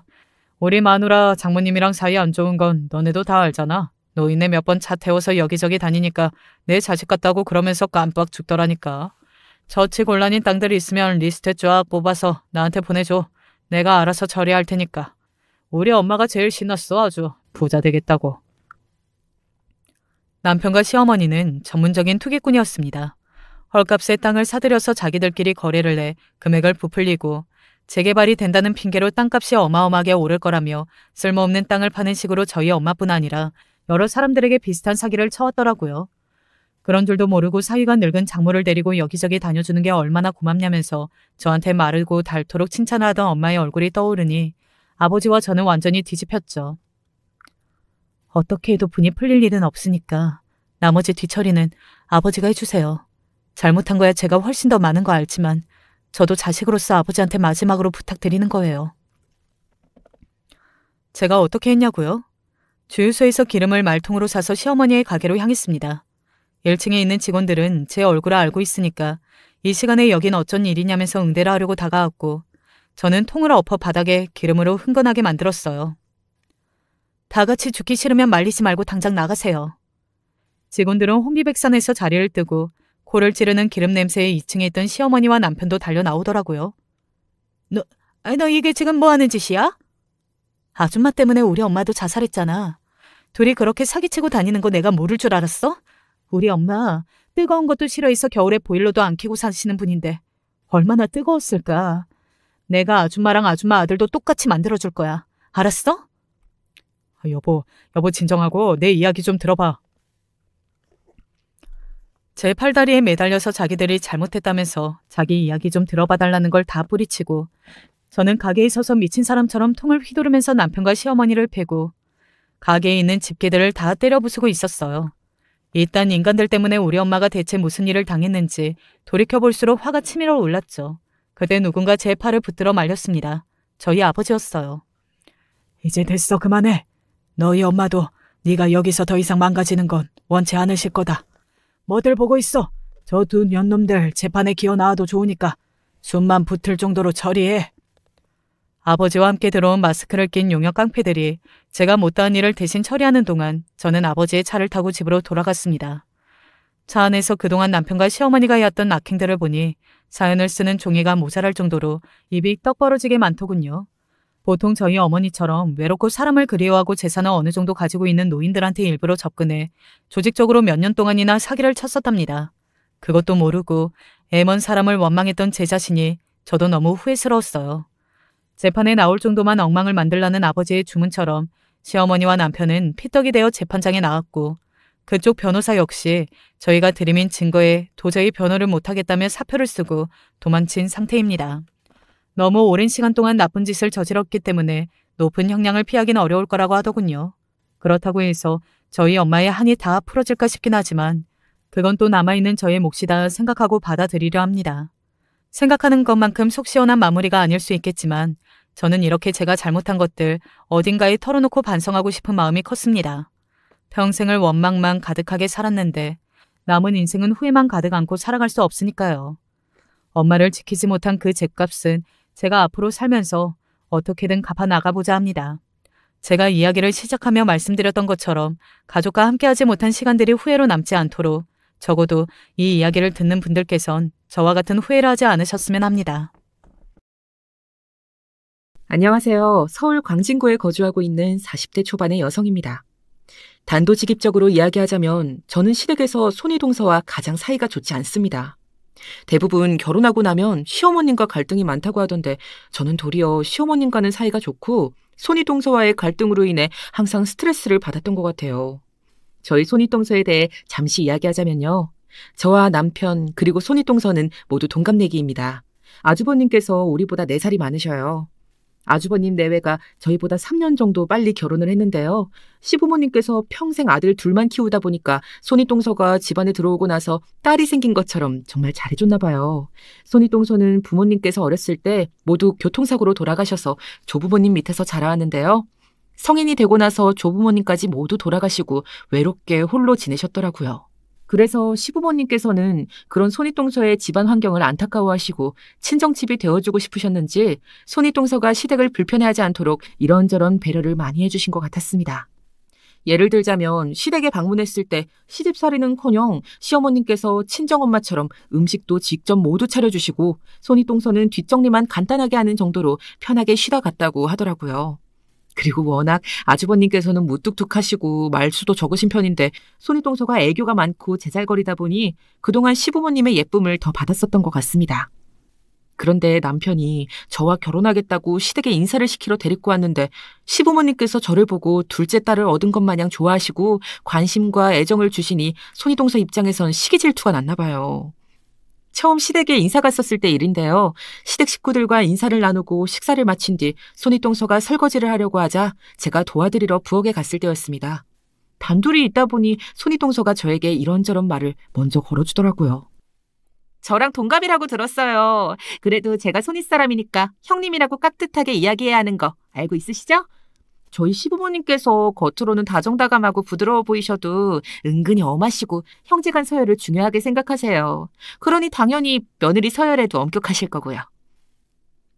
손위동서 말에 왠지 저에게 기강을 잡으려는 듯이 느껴졌는데요. 결국에 내가 계열상으로 높으니까 네가 형님 대접을 잘 해야 한다라는 말을 돌려서 장황하게 하더라고요. 제가 손위동서 입장이 되었어도 나이에 상관없이 시댁에서는 계열이 중요하니 이런 이야기를 처음부터 할 수 있겠다 싶어 웃으면서 대답했습니다. 네, 형님, 그럼요. 저도 동갑이라고 해서 말 편하게 하고 그럴 생각이 전혀 없었어요. 당연히 호칭은 형님으로 하고 존대해야죠. 저희 친정부모님께서도 그런 부분에 있어서 굉장히 엄격하셔서 충분히 이해합니다. 설거지는 제가 할 테니까 형님은 다른 식구들하고 같이 쉬고 계세요. 아니에요. 처음 인사 온 귀한 손님인데 집안일을 혼자 시킬 순 없죠. 우리 둘이서 이런저런 이야기 나누면서 설거지 같이 하면 금방 끝낼 수 있을 거예요. 그나저나 우리 시부모님에 대해서는 서방님께 이야기 좀 들으셨어요? 그래도 제가 시부모님과 함께 지낸 지 3년이나 되었으니 결혼하고 나면 시부모님과 잘 지낼 수 있도록 정보 좀 주려고 하는데 괜찮아요? 손위동서는 설거지를 하면서 쉴 틈 없이 제잘거렸는데요. 사실 저도 평상시 말이 많은 편은 아니라서 손위동서가 하는 말에 귀 기울이고 반응해주느라 피곤하더라고요. 그래도 한편으론 제가 시댁 분위기에 어색하지 않도록 계속 말을 걸어주는 것 같아 고마웠습니다. 그럼요. 아무래도 결혼하고 나면 시부모님과 자주는 아니더라도 종종 뵙게 될 텐데 미리 좋아하시는 음식이나 취향을 알고 있으면 잘 지내는 데 도움이 많이 될 것 같아요. 시부모님 두 분 모두 주로 고기보다는 해물을 더 많이 드시는 편이세요. 특히 새우나 꽃게 같은 갑각류를 좋아하시니까 참고하시고요. 그리고 시어머님은 나무나 꽃 이런 거 좋아하세요. 왜 어른들 나이 드시면 카카오톡 프로필 사진에 꽃 사진 많이 올리시잖아요. 저희 시어머님도 마찬가지로 진달래 사진 올리셨다니까요. 나중에 시어머님께 직접 생화 사드리면 정말 좋아하실 거예요. 손위동서는 시부모님께서 좋아하시는 음식, 취향 등을 저한테 상세하게 알려주셨는데요. 남편도 저한테 알려주지 않는 정보들을 다 말해주니까 정말 고맙더라고요. 그렇게 손위동서에 대한 첫인상은 제 기억 속에 친절하고 고마운 사람으로 남았는데 결혼하고 신혼집에 시댁 식구들을 집들이에 초대했을 때 손위동서에 대한 진면모에 대해서 새롭게 알게 되었습니다. 손이동서가 예전에 저한테 알려주었던 대로 시부모님께서 좋아하시는 온갖 갑각류 위주의 음식을 준비했는데요. 일부러 싱싱한 해산물을 사기 위해 아침 일찍부터 수산물 시장에 가서 대게와 새우를 잔뜩 사서 쪄갖고 해물탕을 끓여놓았습니다. 집들이를 하기로 한 날에 남편은 급한 회사 일이 생겨 잠시 회사에 나가고 있었고 저는 남편한테 굳이 집들이 음식에 대해 이야기하지 않은 상태였습니다. 그런데 집들이상을 보자마자 시부모님 표정이 안 좋더라고요. 저는 먹음직스러운 대게와 새우를 보고 좋아하실 표정을 상상했는데 정반대되는 반응에 당황스러웠습니다. 그리고 시아버님께서 한마디 하셨습니다. 우리 둘째 며느라가가 재성이한테 아무런 얘기도 못 들은 모양이구나. 우리 집사람이 갑각류 알레르기가 있어서 오늘 준비해준 대게하고 새우찜은 못 먹을 것 같구나. 그래도 다른 해산물은 먹을 수 있으니 해물탕 먹으면 된다. 집들이 음식 준비하느라고 고생 많았다. 시아버님의 말씀에 저는 순간 머리 한 대를 망치로 맞은 것처럼 띵 했습니다. 분명히 손이동서가 시부모님께서 갑각류를 좋아하신다고 딱 집어서 이야기해 주었는데 시어머님께서 갑각류 알레르기가 있다니 말이 안 되더라고요. 순간 당황스러운 마음을 바로잡고 손이동서를 쳐다보았는데요. 손이동서는 뒤를 돌아 모르는 척 웃고 있었습니다. 정말 이게 말로만 듣던 동서지간의 기싸움이구나 싶었는데요. 당장에 손이동서에게 따지고 싶은 마음이 굴뚝 같았지만 시부모님께서 모두 계신 앞이라 아무 말도 못하겠더라고요. 화를 꾹 참고 자리에 앉아 식사를 하고 있는데 손이동서가 갑자기 저에게 말을 꺼냈습니다. 동서, 집들이 음식 준비하느라 아침부터 고생 많았는데 어머님께서 대게니 새우니 하나도 못 드셔서 어쩌나? 아쉬운 대로 다른 식구들이 먹을 테니 너무 상심하지 마. 그나저나 어머님께서 드실 수 있는 음식이 해물탕밖에 없는 것 같은데 국물이 너무 짠 것 같다. 저는 당장에 손이동서의 입을 틀어 막고 싶었습니다. 본인이 이야기해준 정보대로 고생만 바가지로 해가면서 비싼 해산물을 준비했는데 시부모님께서 잘 드시지도 못하고 표정도 안 좋으시니 계속 눈치가 보이더라고요. 그런 와중에 손이동서가 골탕 먹으라는 식으로 그런 말을 하는 것 같아 열이 더 받았네요. 그런데 그건 그렇고 저한테 반말을 하는 게 아니겠어요? 결혼하기 전에는 동갑이라도 형님 대접을 해야 한다. 상호간에 존중해야 한다. 이렇게 말할 땐 언제고 제가 손아래 동서란 이유만으로 반말을 하는데 어이가 없었습니다. 심지어 시부모님께서 계신데도 계속해서 저한테 반말을 하시더라고요. 동서, 그러지 말고 저기 계란말이랑 다른 반찬 좀 더 가지고 와.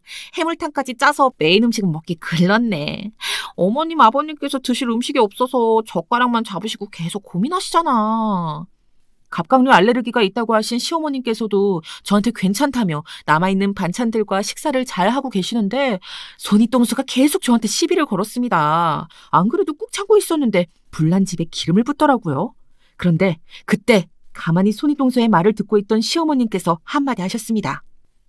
예, 지연아, 네 동서가 잘 모르고 갑각류니 뭐니 음식 준비하긴 했지만 아침부터 시댁 식구들 온다고 고생한 것 같은데 왜 계속 불편한 말을 하고 그러니? 그리고 네 아버지도 있고 나도 있는데 동서한테 결혼하자마자 바로 반말하는 게 보기 좀 그렇구나.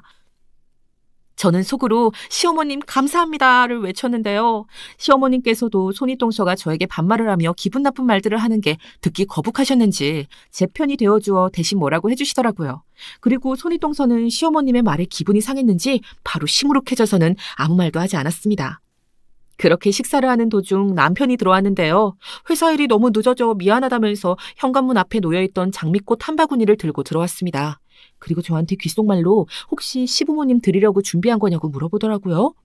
어머님께서 생화 좋아한다고 하시길래 이벤트로 미리 준비했지. 내가 직접 가지러 갔어야 했는데 시간이 안 돼서 배달시켰더니 이제야 도착했나 보다. 안 그래도 어머님께서 식사도 제대로 못하시고 기분도 안 좋으신 것 같았는데 장미꽃 바구니라도 드려서 기분 좀 풀어드려야 할 것 같아. 제 말에 남편이 화들짝 놀라며 이야기했습니다. 무슨 소리야? 우리 엄마는 꽃 알레르기 있으셔서 꽃놀이도 못 나가시는데 이거 드리면 아마 온몸에 두드러기가 일어날걸? 내가 미리 말했어야 했는데 우리 엄마가 갑각류라고 꽃 알레르기가 심해서 그건 항상 조심해야 해. 하다못해 이제는 손이동서가 저한테 갑각류에 이어 꽃까지 시어머님께서 좋아하신다며 거짓말을 했더라고요. 아무리 제가 싫다고 해도 이렇게 저를 골탕 먹일 수가 있을까요? 남편의 말에 저는 시어머님을 생각하며 준비한 장미꽃 한 바구니를 급하게 방에 다 넣어두었습니다. 그리고 도저히 못 참겠다 싶어서 가족들이 모두 식사를 하고 거실에 나와서 다 함께 과일을 먹으며 한숨 돌리고 있을 때 손이동서에게 방에 들어가서 잠시 대화를 나누자고 했네요. 형님, 오늘 일들을 모두 어떻게 책임지실 거예요? 저한테 분명 시부모님께서 좋아하시는 거라면서 각광류하고 꽃하고 알려주신 거잖아요. 아까 밖에서 사실대로 이야기하려다 꾹 참았는데 도대체 무슨 억하심정으로 저한테 그런 거짓말을 하신 거예요? 저는 화가 나서 손이동서에게 쏘아붙였는데요. 손이동서는 아무 일도 아닌 것처럼 저를 비웃으며 이야기했습니다. 동서, 어린애도 아니고 본인이 잘못한 걸 가지고 누구한테 책임지라고 하는 거야. 그리고 동서지간에 장난도 못 쳐? 설마 하니 내가 반대로 이야기한 걸 고지고대로 알아들을 줄은 몰랐네. 소방님이 아무 이야기도 안 해주신 걸 보니 둘이 무늬만 부부이지 서로 공유하는 게 하나도 없나 보다. 손이동서는 본인이 잘못한 걸 시인하지도 않으면서 도리어 제가 더 잘못한 것 마냥 말을 하는데 분노가 솟구쳐 올랐습니다. 그리고 저와 남편의 관계까지 무시하면서 선을 넘는 발언을 하더라고요. 아까 어머님께서 이야기하시는 거 못 알아들으셨어요? 동서지간에 서로 존중할 줄 알아야 한다고 존댓말 쓰라고 하셨잖아요. 제가 형님 대접하는 것처럼 형님도 저한테 예의 좀 지키시지 그래요? 예의는 개뿔. 예의는 동서 혼자서 실컷 지키시고요. 시부모님 앞에서나 존댓말 쓰지 뭘 또 이렇게 둘이 있는데 딱딱하게 존댓말을 하라 그래. 동서도 둘이 있을 땐 반말 쓰던가. 아무튼 나는 더 이상 동서랑 할 얘기 없으니까 나간다. 손이동서는 끝까지 거짓말해서 저한테 미안하다는 말 한마디 하지 않고 본인 할 말만 하고 방문을 나가버렸습니다. 저는 그대로 그 자리에 서서 벙쪄 있었는데요. 결혼하고 시댁이라는 곳이 만만치 않을 거라고 생각했는데 이렇게 저를 하대하는 손이동서를 만나니 제가 정신 차리지 않으면 앞으로 바보같이 당하고만 있겠더라고요. 그래서 앞으로는 더욱 정신 차리기로 하고 손이동서에게 맞서자고 다짐했습니다. 그로부터 몇 개월이 지나서 첫 명절을 보내게 되었는데요. 첫 명절인 만큼 몇 주 전부터 긴장하고 있었는데 추석을 앞두고 날이 선선해지면서 독감에 걸리고 말았습니다. 제 평생 처음 걸리는 독감이었는데 살면서 그렇게까지 아픈 게 처음이었네요. 몇 날 며칠 동안 고열에 온몸에 힘이 쭉 빠져서 회사도 못 나가고 일주일 동안 쥐 죽은 듯이 침대에만 누워 지냈습니다. 추석 전날까지도 상태가 나아지지 않자 남편이 아무래도 시댁에 가기 어려울 것 같다며 시부모님께 연락을 취했습니다. 시부모님께서도 온 가족이 다 함께 지내는 명절이다 보니 기대를 하셨는데 제가 독감으로 병원에 입원을 했는데도 상태가 호전되지 않는다는 얘기를 듣자 제 건강이 우선이라며 시댁에 오지 말고 푹 쉬라고 하시더라고요. 죄송한 마음이 들어 저는 누워서 시름시름 앓는 와중에도 따로 시어머님, 시아버지께 전화를 드리고 마음 편히 집에서 쉬고 있었습니다. 그런데 갑자기 추석 당일 손이동서한테 전화 한 통이 오더라고요. 동서 괜찮아? 독감이라며? 요즘 독감 심하다고 하던데 조심해. 서방님께서 아침 일찍 시댁에 차례 지내러 오셔서는 동서 상태가 많이 안 좋다고 하길래 걱정돼서 한번 전화해봤어. 웬일로 손이동서가 저를 걱정해서 연락을 다 했나 싶었는데요. 하는 말을 계속 듣고 있자니 역시 무슨 꿍꿍이가 있어서 저한테 전화를 걸었더라고요. 다른 게 아니고 이번 명절 때 내가 갈비찜을 해갔는데 어머님하고 아버님께서 너무 좋아하시지 뭐야. 그러더니 아버님께서 용돈을 넉넉하게 주셨는데 동서도 첫 명절인데 몸이 아파서 고생 많았다면서 용돈을 함께 챙겨주시더라고. 아마 서방님이 동서 용돈 챙겨서 가져다 줄 거야. 안 그래도 말이 많은 손이동서가 도대체 무슨 말을 하고 싶은 건지 아픈 사람 붙잡고 계속 본인 할 말만 하고 있으니 점차 지치기 시작했습니다. 네, 형님. 제가 걱정돼서 이렇게 직접 연락 주시고 정말 감사해요. 아버님께서 용돈까지 챙겨주시고 정말 감사하네요. 그래, 그 용돈 나 때문에 동서도 받게 된 거니까 나한테 고마워하라고.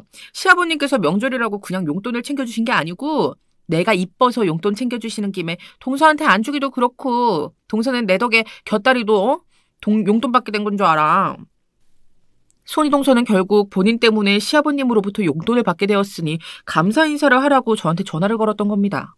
사실 시부모님께서는 임대사업을 하고 계셔서 씀씀이가 크신 편이었는데요. 그러다 보니 기분이 좋으시면 종종 저희가 시댁에 방문했을 때 따로 용돈을 잘 챙겨주시곤 했습니다. 이번에도 시아버님께서 제가 남편과 결혼하고 처음 보내게 되는 명절이기도 하고 용돈을 챙겨주신 것 같았는데요. 손이동서가 아파서 알아놓은 저에게 굳이 전화를 해서 자기화시라니 어이가 없었습니다. 그나저나 결혼하고 처음 보내게 된 명절인데 시댁에 못 와서 어떡해. 설마 시댁에 가기 싫어서 아프다고 핑계댄 건 아니지? 요즘 며느리들 명절만 되면 음식 준비하기 싫어서 가짜 팔 깁스 같은 거 사서 한다던데? 동서는 한술 더 떠서 가짜인 게 들킬까봐 아예 얼굴조차 안 비추고 참 대단한 것 같아. 하다못해 제가 독감으로 알아놓은 게 쇼가 아니냐면서 비아냥거리기 시작하는데 기분이 나빠서 더 이상 못 들어주겠더라고요. 하실 말씀 다 하셨으면 이제 그만 전화 좀 끊어주실래요? 제가 머리가 지끈지끈해서 더 이상 통화가 어려울 것 같네요. 이렇게 제 할 말만 하고 전화를 끊어버렸습니다. 손이동서는 늘 이런 식으로 저한테 쓸데없이 연락해서는 제 속을 긁어놓는데 선수였는데요. 그동안은 똥이 더러워서 피하는 것처럼 손이동서가 하는 말들을 무시하면서 살아왔었네요. 한편 저는 남편과 결혼하고 2년 뒤 첫째 딸아이를 낳고 3년 뒤 쌍둥이를 임신했는데요. 손이동서는 아주버님과 결혼한 지 8년이 지나가지만 아이가 없었습니다. 사실 아주버님 내외는 본인들이 원해서 일부러 아이를 갖지 않았고 시부모님께서는 손주가 아쉽긴 하지만 저희가 딸아이에 이어 쌍둥이까지 임신했으니 그걸로 만족해 하셨습니다. 그러다 보니 자연스레 시부모님의 관심이나 애정이 아이들 때문에 저희 부부 쪽에 쏠릴 수밖에 없었는데요. 한참 코로나가 유행할 때쯤에 설 명절이 다가왔는데 시아버님께서 코로나 확진을 받으셨습니다. 그래서 자가격리를 7일간 하셨는데도 고열 증세로 인해 두통이 심하다고 호소하시고 상태가 많이 안 좋으신 것 같더라고요. 다행히 시어머님께서는 별다른 증세가 없으셨습니다. 저희는 시아버님의 자가격리 기간도 끝났고 설 명절에 당연히 시댁에 방문하려고 계획했었는데 시어머님께서 명절 때 오지 말라며 전화를 주시더라고요. 수진아, 너희 시아버님께서 이제서야 좀 코로나 증상이 나아진 것 같긴 한데 괜히 여기 와서 아이들까지 코로나 걸린다고 오지 말라고 하시는구나. 내 생각에도 너까지 임신한 상황에서 물 마시는 것도 조심해야 할 시기에 명절이라고 굳이 시댁에 오는 것보다는 그냥 집에서 쉬는 게 좋을 것 같아서 연락했어. 어머님 그래도 새해인데 직접 만나 뵙고 인사도 드리고 설날 음식 만드시는 것도 제가 도와드려야죠. 요즘 입덧도 잘 안 하고 병원에서도 그냥 앉아서 쉬는 것보다는 많이 움직이라고 해서요. 저희는 괜찮으니까 이번 설에 넘어갈게요. 얘는 내가 굳이 시댁에 안 와도 된다고 직접 전화했으면 정말 안 와도 괜찮은 거다. 너도 그렇지만 뱃속에 있는 우리 손주들이 걱정돼서 시아버님께서 신신당부한 말씀이니 이번엔 오지 말고 푹 쉬어라. 아버님 상태 좀 더 괜찮으시면 나중에 다 같이 보자꾸나. 시어머님께서 몇 번이고 오지 말라고 하시는데 굳이 시댁에 가겠다고 이야기하는 것도 모양새가 이상할 것 같아 알겠다고 말씀드렸습니다. 저희 시부모님께서는 늘 이렇게 먼저 배려해 주시고 저를 정말 친딸처럼 대해 주시는 것 같아 진심으로 감사한 마음이 들더라고요. 남편은 이왕 이렇게 시댁에 못 가게 된 거 저희 친정집에 가서 설 연휴를 보내자고 했고 정말 오랜만에 친정집을 방문했습니다. 사실 저희 친정집이 부산에 있다 보니 한번 방문하려면 만만치가 않았는데요. 명절에는 시댁에서 차례를 지내다 보니 연휴 일정이나 거리를 생각했을 때 늘 친정집에 방문하기가 어려웠었던 것 같네요. 그러다 보니 결혼하고 명절 때 한 번도 친정집에 방문한 적이 없었는데 이번에는 시댁에 못 가게 되었으니 남편이 저희 친정집에 가서 푹 쉬다가 오자고 먼저 말해주니 고마웠습니다. 그래서 무거운 몸을 이끌고 KTX를 타고 친정집으로 향했는데 오랜만에 친정 식구들을 보니 너무 반갑더라고요. 저희 친정집에는 외할머니, 외할아버지까지 살고 계셔서 대식구였고 딸아이와 더불어 뱃속에 쌍둥이까지 임신한 상태로 방문하자 정말 다들 반갑게 맞아주셨습니다. 저도 가족들을 오랜만에 봐서 기쁜 나머지 다 같이 사진을 찍어서 SNS에 올려놓았는데요. 그날 저녁 갑자기 손이동서로부터 전화 한 통이 왔습니다. 무슨 일로 저한테 전화를 했나 싶었는데 다짜고짜 전화를 받았더니 막말을 해대더라고요. 동서가 이번 설날에는 쌍둥이 임신해서 시댁에 못 오겠다고 했다면서?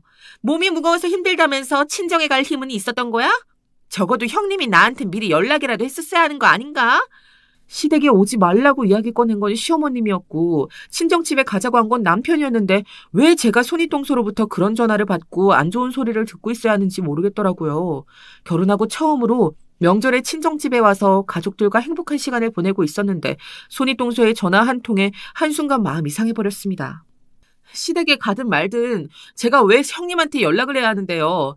그리고 제가 임신한 걸 핑계로 시댁에 못 가겠다고 한 게 아니고 아버님께서 코로나에 걸리시고 우리 아이들이 걱정돼서 오지 말라고 하신 거거든요.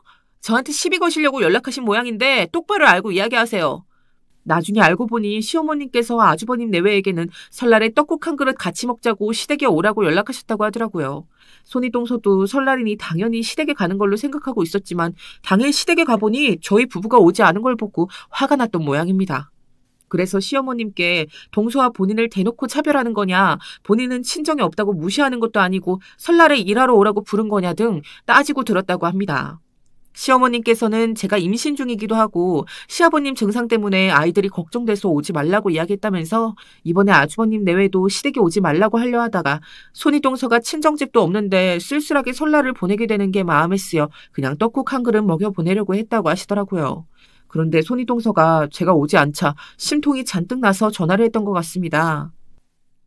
동서 하는 말을 들으니까 정말 어이가 없네. 집안에 위계질서라는 게 있는데 당연히 명절처럼 중요한 날에는 사정이 있어서 시댁에 방문을 못하면 윗사람한테 미리 연락을 하는 게 도리이지. 내가 이렇게 먼저 전화까지 걸었으면 죄송하다고 하진 못할 망정 어디서 큰 소리야. 임신하면 뭐든 다 통하는 줄 알아? 나한텐 전혀 안 통하니까 임신한 걸로 유세 떨지 마. 재수없게. 제가 손이동서가 길게 통화를 붙잡고 있자 남편이 옆으로 다가왔고 손이동서가 하는 말을 들었는데요. 남편이 저보다 더 화가 나서 전화를 빼앗아 들고 손이동서에게 한 소리 했습니다. 형수님, 듣자 하니 말씀이 너무 지나치시네요. 집안의 위계질서 따지는 사람이 저희 엄마한테 따지고 드셨다면서요. 엄마 말씀으로는 그냥 형이랑 형수님 와서 떡국 한 그릇 만들어주고 형수님은 뒷정리만 한 게 다라고 하던데 뭐가 그렇게 안 입고워서 저희 와이프한테 전화해서 사람 속을 긁어놓으시는 거예요. 지금 이 사람 임신한 거 모르세요? 저는 속으로 남편이 손이동서에게 한 소리 한 김에 따끔하게 참교육해지길 바랬네요. 갑자기 남편이 전화를 받아 뭐라고 하니 손이동서도 당황했는지 몇 초간 아무 말도 못하더라고요. 그리고 이내 남편한테까지 막말을 하기 시작했습니다. 서방님, 예전에 결혼하기 전에는 형수님이 최고라고 하더니 여우 같은 동서랑 결혼하고 나니까 달라지셨나 봐요. 이렇게 저한테 대들기나 하시고 뭐 그리 잘났다고 동서도 그렇고 서방님까지 저한테 뭐라고 하시는 거예요. 본인들은 어머님 아버님께 명절에 인사도 안 하고 자식 노릇도 잘 못하면서 저희는 결혼하고 단 한 번도 명절 때 시댁에 안 간 적이 없었거든요. 손이동서는 이제 전화상으로 싸우자고 덤벼들었는데요. 저희 부부는 친정집에 와서 좋은 시간을 보내고 있었는데 손이동서 때문에 모든 걸 망친 기분이 들었습니다. 형수님, 저희한테 전화로 이럴 게 아니고 싸우고 싶으면 저희 형이랑 싸우든지 알아서 하세요. 그리고 앞으로 막말하실 거면 저희 와이프한테 다시는 전화하지 마세요. 이거 제가 드리는 경고니까 잘 새겨 들으세요. 이 사람 형수님 때문에 스트레스 받으면 앞으로는 저 가만히 안 있습니다. 아셨어요? 저와 결혼하기 전까지는 손이동서와 잘 지냈다고 들었던 것 같은데 저 때문에 사이가 틀어진 것 같기도 해서 마음이 쓰이긴 했는데요. 아무렴 어떤가요? 과거보다 현재가 중요한 거고 남편도 손이동서의 숨겨진 본 모습을 이제야 잘 알게 되었다면서 앞으로 손이동서와 문제가 생기면 본인이 나서서 해결할 테니 걱정하지 말라고 말해주더라고요. 시부모님도 그렇고 남편까지 모두 제 편이 되어주니 마음이 참 든든했습니다. 손이동서는 남편의 말에 화가 잔뜩 난 모양이었지만 말발로 더 이상 남편을 못 이기겠다 싶었는지 나중에 두고 보자면서 전화를 끊었습니다. 제가 봤을 때는 시부모님께서 아주버님 내외와 저희 부부를 차별하는 게 딱히 크게 없이 공평하게 대해주시는 것 같은데 괜히 손이동서 혼자서 자존심 부리며 꼭 저렇게 저한테 속풀이를 하더라고요. 그리고 저와 남편에게 화가 많이 났는지 그 분풀이를 하기 위해서인지 손이동서가 얼마 전 갈등을 유도한 일이 있었는데요. 시어머님 생신이 다가오고 있어 손이동서가 또 저한테 전화를 걸었습니다. 그동안 매년 시부모님 생신 때마다 밖에 나가서 외식을 했었는데 이번에는 집밥을 먹자고 하더라고요. 저도 시부모님 생신상을 한 번도 차려드린 적이 없었기 때문에 별다른 말 없이 알았다고 했습니다. 그럼 이번 어머님 생신 때는 동서네 집에서 모이는 걸로 하자. 아이들도 있고 정신 없을 텐데 시댁으로 와서 음식 준비하는 것도 만만치 않을 거고 우리가 아버님 어머님 모시고 동서네 집으로 갈게. 손이동서 말을 듣다 보니 뭔가 이상했습니다. 당연히 손이동서와 함께 생신상을 준비한다고 생각했는데 시부모님을 모시고 우리 집으로 오겠다고 하니까요. 형님, 그게 무슨 말씀이셔요? 형님하고 저하고 둘이서 같이 어머님 생신상 같이 준비하자는 거 아니었어요? 무슨 말이야. 나는 결혼하자마자 첫 어머님, 아버님 생신 때 각각 생신상 차린 적이 있는걸? 생각해보니 동서는 한 번도 없는 것 같아서 이번에 직접 어머님 생신상 차려보라는 거지. 이미 어머님께서는 동서가 생신상 직접 준비한다고 귀뜸해 드렸으니까 그렇게 알아. 예전에 집들이 사건 이후로 한 번도 시댁 식구들 집에 초대한 적이 없었잖아. 이번 기회에 제대로 된 생신상 준비해서 어머님, 아버님께 예쁨 받으라고 내가 기회 주는 거야. 저와 상의도 없이 제가 생신상을 차리는 것으로 시어머니께 손윗동서가 이미 말씀드려 놓았다고 하니 어이가 없고 화가 나더라고요. 정말 제멋대로 구는 손윗동서의 행동에 할 말을 잃었습니다. 형님, 생신상을 같이 차리는 것도 아니고 저 혼자 차리는 거면 저한테 먼저 가능할지 물어봐 주시고 어머님께 말씀을 드렸죠. 제가 혹시나 다른 급한 일이 있어서 생신상 차리는 게 어려웠으면 어쩔 뻔하셨어요. 저만 또 중간에서 입장이 난처해지는 거잖아요. 결과적으로는 어머님 생신상 차릴 수 있는 거잖아. 그럼 된 거지 뭘. 그런 걸 가지고 화를 내고 그래? 나는 동서 생각해서 이야기한 거구만. 사람 참 민망하게 만드는 재주 있는 거 알아? 손윗동서는 아무것도 하지 않고 가만히 있는 게 저를 도와주는 것인 걸 아직도 모르는 것 같았습니다. 매번 일을 굳이 만들어서 저한테 전달해 주네요. 어머님께도 이미 말씀드렸다고 하니 이번 생신상은 제가 준비할게요. 그런데 다음부터는 무슨 일을 벌이시기 전에 저와 꼭 이야기를 먼저 나누셨으면 더 좋겠네요. 손윗동서에게 더 화를 내게 되면 시어머님 생신상을 만들기 싫어서 그런 거라고 착각하고 또 시어머님께 쓸데없는 이야기를 할까봐 화가 나지만 이번에도 꾹 참고 넘어갔네요. 지금 와서 생각해보면 시아버님께서 운전을 하실 줄 아시니 시부모님께서는 따로 오시고 손윗동서가 생신상 준비하는 걸 충분히 도와줄 수 있는 상황이었는데요. 결국에 손윗동서는 저 혼자 시댁 식구들 음식장만 하라고 골탕 먹었던 것 같네요. 시어머님 생신날이 되었고 아침부터 혼자 요리를 하느라 분주했습니다. 아이가 셋이다 보니 집안을 헤집고 뛰어다니는 상황 속에서 요리를 하느라 정신이 없더라고요. 주말이라 남편이 아이들을 봐줘서 그나마 음식 준비를 할 수 있었지. 평일이었으면 큰일 날 뻔했습니다. 점심시간이 되고 시댁 식구들이 모두 모였는데요. 예전 집들이 때와는 달리 시부모님께서 좋아하시는 음식들로 생신상을 차리니 무척이나 좋아하시더라고요. 식구가 여럿이라 많은 양의 음식을 준비하는 게 꽤 힘들긴 했지만 시어머님께서 생신상을 보시고 활짝 웃으시고 좋아하시니 손윗동서가 얄밉긴 하지만 생신상을 직접 차리기를 잘했다는 생각이 들었습니다. 그런데 시어머님께서 주인공인 날에 그날따라 손윗동서가 머리부터 발끝까지 휘황찬란하게 꾸미고 왔더라고요. 저는 아무 생각 없이 손윗동서가 과하게 꾸미고 온 것 같길래 물어보았는데요. 형님, 오늘 어머님 생신이라서 이렇게까지 꾸미고 오신 거예요? 멀리서 봐도 파티상에 참석하는 사람처럼 입고 오셨네요. 손윗동서는 어깨가 들썩이면서 뭔가 자랑스러운 듯이 이야기했습니다. 동서가 보기에도 내가 좀 튀어 보여? 내가 얼마 전부터 주식을 시작했는데 다들 주식 투자하지 말라고 반토막 났다고들 하는데 나는 좋은 상품을 만나서 3주 전부터 쭉쭉 오르고 있는 거 있지? 그걸 일부 팔아서 오랜만에 옷이나 가방이나 장만해 봤는데 동서가 보는 눈이 있어서 그런지 눈에 띄나 보네? 사실 손윗동서는 매번 시댁 식구들과 만날 때마다 제가 입은 옷과 가방을 보면서 뚫어져라 쳐다보았는데요. 혹시나 시아버님한테서 저한테만 용돈을 주고 제가 새로 옷과 가방을 산 건 아닌지 아니면 시어머님하고 같이 백화점에 다녀와서 산 건 아닌지 시기 질투를 하며 물어보았습니다. 그런데 그날은 꽤 비싼 옷과 가방을 착용하고 와서는 콧대 놓게 자랑을 하더라고요. 그런 손윗동서의 모습을 보니 평상시에 얼마나 저한테 시기 질투를 느끼고 자존심을 부렸으면 시어머님 생신 때 저렇게 입고 올 수 있나 생신이 들었네요. 오늘 어머님 생신인데 형님 생일인 것처럼 화려하게 입고 오셔서 한번 여쭈어봤어요. 그나저나 얼마나 좋은 상품이길래 이 시기에 몇 주째 상승하는지 모르겠네요. 괜찮은 상품이면 저도 한번 소개해 주세요. 알려달라고? 나 아무나 잘 안 알려주는데.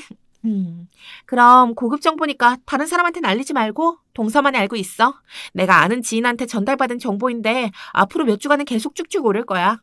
사실 저는 빈말로 어떤 상품인지 알려달라고 한 거였는데 손윗동서는 저한테 인심 쓰듯이 거들먹거리면서 알려주더라고요. 그리고 주식이 올라 그렇게나 기분이 좋은지 콧노래를 부르며 저한테 핸드폰을 꺼내 어떤 상품에 투자했는지 보여주었습니다. 손윗동서가 보여준 상품을 보고 깜짝 놀랐는데요. 알고 보니 저희 친정아버지께서 운영하시는 회사에 주식 투자를 했더라고요. 저희 아버지께서는 부산에서 식품회사를 크게 운영하고 계시는데 2년 전에 상장되었고 작년에 정부 지원을 받아 올해 해외 수출을 앞두고 있었습니다. 아버지께서 해외 수출을 앞두고 회사 일이 바쁘다는 이야기는 들었는데 주식이 이렇게 오를 정도로 회사가 잘 운영되고 있는지는 몰랐네요. 여기 회사가 요즘 그렇게 잘 나가요? 저는 잘 몰랐는데 저도 한번 투자해봐야겠네요. 알려주셔서 감사해요. 어쨌거나 손윗동서가 저희 아버지께서 운영하시는 회사에 투자를 하고 좋게 말해주니 기분이 나쁘진 않더라고요. 오랜만에 저희 집에 모인 거라 그런지 점심 식사를 다 같이 맛있게 하고 시아버님께서 저녁에 배달 음식을 시켜 술 한잔 하자고 하시더라고요. 그래서 저녁까지 시댁 식구들이 모여 있었습니다. 다들 오랜만에 즐겁게 술 한잔 하면서 이런저런 대화를 나누고 있는데 손이동서가 주식 때문에 기분이 좋은지 몰라도 술을 빨리 마시더라고요. 손이동서는 평상시 음주 가무를 좋아했는데요. 술을 많이 마시면 정신을 잘 못 차리고 주변 사람들에게 괜히 시비를 걸고 해코지를 하는 안 좋은 버릇이 있었습니다. 그날은 시어머님 생신이시기도 하고 다들 즐거운 분위기라 설마 하니 손이동서가 술 조절을 알아서 잘하겠지 싶었죠. 아주버님도 손이동서가 술 마시는 걸 옆에서 말리질 않길래 저도 굳이 말리지 않았는데요. 한참 즐거운 시간을 보내고 있을 때 시어머님께서 아주버님과 남편을 보고 한마디 하셨습니다. 우리 아들들은 와이프한테 무조건 져주고 와이프 말 잘 들어야 한다. 내가 너희 아버지랑 이 나이 먹도록 잘 지내는 건 너희 아버지께서 항상 내 말을 잘 들어주고 자기 주장을 안 해서야. 너희들도 오랫동안 가정 잘 유지하려면 아버지를 본받고 행동하도록 해라. 저는 시어머님 말씀에 동의를 했고 한우를 보냈는데요. 제가 결혼하고 지금까지 시부모님께서는 큰 소리 오가지 않고 항상 잘 지내신다고 생각했는데 그게 다 시아버님의 배려가 뒷받침되어서 가능했던 거더라고요. 그렇게 훈훈한 분위기로 시어머님의 말씀이 마무리되는 줄 알았는데 갑자기 손이동서가 끼어들었습니다. 손이동서가 많이 취했는지 손가락으로 아주버님 머리를 툭툭 밀치면서 이야기하더라고요. 여보, 어머님께서 말씀하신 이야기 잘 새겨 들었지? 자고로 마누라 말을 잘 들어야 자다가도 떡이 생기는 거야. 알아들어? 순간 손이동서의 행동에 다들 할 말을 잃었는데요. 분위기가 싸해져서 남편이 아주버님을 대신해 손이동서에게 이야기했습니다. 형수님, 많이 취하신 것 같은데 이제 술은 그만 드시는 게 어떠세요? 이제 시간도 늦어서 다들 자리에서 일어나야 할 것 같기도 하고요. 손이동서는 남편의 말을 무시하고 계속해서 자기 할 말을 이어나갔습니다. 야, 김재석! 내 말 잘 들으라고! 왜 아무 대답도 안 해? 아주버님이 아무런 대꾸도 하지 않자 손이동서는 버럭 화를 내며 소리쳤습니다. 그때 옆에 앉아있던 시부모님께서도 표정이 안 좋아지시는 것 같아서 저까지 나서서 손이동서를 말리기 시작했는데요. 그랬더니 이번에는 손이동서가 저희 남편의 팔을 주먹으로 여러 대 때리면서 이야기했습니다. 서방님도 여자 말 잘 들어요. 우리 집 남자들은 아버님 빼고 다들 문제가 와이프가 이야기를 하면 곧바로 반응을 해야지. 다들 문제가 있어. 왜 다들 무시하고 가만히 있냔 말이야. 가만히 있던 남편까지 건들며 손이동서가 싸잡아 뭐라고 말하자 남편도 화가 나는지 소리치더라고요. 형수님, 술 마시면 곱게 취하셔야죠. 오늘 엄마 생신인데 형수님이 이렇게 술에 취해서 되겠어요? 어른들 보기에 부끄럽지도 않으세요? 내일 술 깨고 어떻게 감당하시려고 그러세요? 손이동서는 저희 남편이 안중에도 없는지 계속 술을 입에 들이부으며 주사를 부렸는데요. 그때 마침 방 안에서 놀고 있던 저희 아이들이 거실 밖으로 나와 저한테 장난감을 찾아달라고 하더라고요. 엄마, 어제 우리 다이소에 가서 산 장난감 있잖아요. 그거 어디에 있어요? 어제 쇼핑백 그대로 장난감을 넣어둔 것 같은데 동생들하고 같이 가지고 놀려고 하는데 안 보여서요. 저는 아이들이 손이동서가 주사 부리는 모습을 보여주고 싶지 않았고 급한 대로 자리에서 일어나 다이소 쇼핑백을 찾아다녔는데요. 마침 소파 옆 선반에 올라가져 있어서 쇼핑백을 집어다가 첫째 딸에게 넘기는데 그 모습을 보고 손이동서가 갑자기 저를 보더니 한마디 했습니다. 그렇게 찌질하게 살고 싶어? 다이소가 웬 말이야? 무슨 애들 장난감을 다이소에서 사다 주냐, 동서는? 백화점 가서 사줘야지. 그렇게까지 궁하게 살아서 뭐해. 한 번뿐인 인생 즐기면서 살아야지. 우리 조카들이 가지고 노는 장난감들이 다이소 제품이라니 안쓰러워서 안 되겠네. 내가 내일 당장 백화점에 가서 비싼 장난감들로 바꿔줄 테니까 이거 가지고 놀지 마, 얘들아. 손이동서는 제 손에 들고 있던 쇼핑백을 빼앗아 바닥으로 내팽개쳤고 그 순간 첫째 딸과 함께 거실로 나왔던 어린 쌍둥이들이 놀랐는지 막 울기 시작했습니다. 정말 모든 상황들이 순식간에 벌어졌는데요. 아이들까지 울기 시작하니 분위기는 더욱 싸해졌고 더 이상 술자리를 유지할 수가 없었습니다. 저는 아이들까지 울린 손이동서를 가만히 둘 수 없어 화를 내며 소리쳤습니다. 형님, 지금 뭐 하시는 짓이에요? 애들 장난감을 왜 던져요? 그리고 다이소 장난감이 뭐 어떻다고 그래요? 장난감이 하나같이 똑같은 장난감이지 다이소하고 백화점하고 다를 게 뭐가 있다고 지금 이런 난리부르스를 치는 거냐고요. 참나, 지 혼자 아이들 잘 키우는 척 하더니 정작 아이들한테는 1,000원짜리 싸구려 장난감이나 손에 쥐어주고 잘하는 짓이다. 내가 주식으로 돈 벌어보니까 세상이 달라 보여서 그래. 찌질하게 아끼고 살아봤자 다 소용없다니까? 누가 알아주냐고. 명품 옷에 명품 가방 들고 밖에 나가봐라. 사람들이 다 우러러 쳐다보지.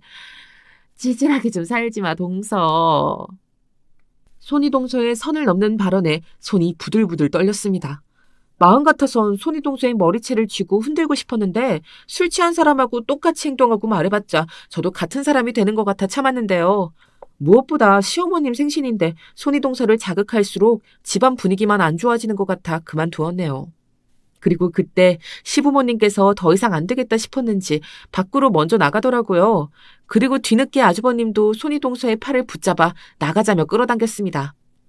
그런데 손이동서는 그런 상황 속에서도 정신을 못 차렸는지 아파트 주민들이 다 들릴 정도로 고성방가를 질렀습니다. 왜 다들 나만 이상한 취급하는 거예요? 왜 다들 나를 그런 눈빛으로 쳐다보면서 나가는 거냐고. 나도 이제 앞으로 여기 안 올 거야. 찌질하게 다이소 제품이나 사는 집안 따위 오면 뭐하냐고. 적 떨어져서 정말. 손이동서는 아주버님 손에 이끌려 결국 밖으로 나갔고 곱씹어 생각할수록 손이동서의 말에 기분이 나쁘더라고요. 다이소 제품을 산다고 해서 격이 떨어지는 건가요? 그리고 언제부터 본인이 돈이 많아서 명품 옷에 가방을 사서 다녔다고 주식 한 번으로 갑자기 졸부가 돼서 부자인 것 마냥 온갖 생색을 내는 게 참 역겹고 유치하게 느껴졌습니다. 그리고 주식 투자한 회사도 우리 아버지 회사인데 아무것도 모르면서 사람 무시를 하니 화가 치밀어 올랐었던 것 같네요.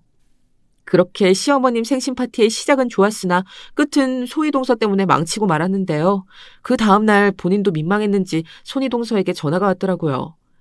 동서, 어제 내가 너무했지. 너무 취했지. 지금 어머님 아버님께 전화드리고 나서 동서한테 전화하는 거야. 어제 내가 별별 이상한 말들 한 것 같은데 기분 나쁘게 생각하지 말고 내가 사과하는 뜻에서 우리 조카들 백화점에서 장난감 사줄 테니까 밖에서 만나자. 어젠 내가 미안했어.